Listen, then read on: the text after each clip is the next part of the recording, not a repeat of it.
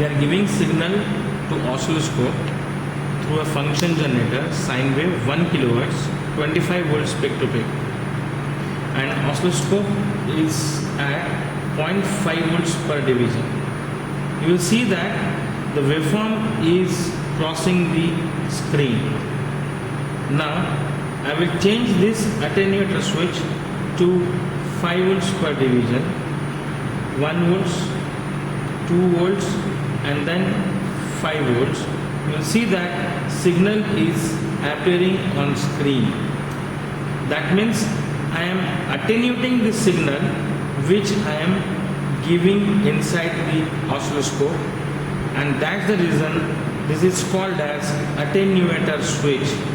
Usually the scale is volts per division.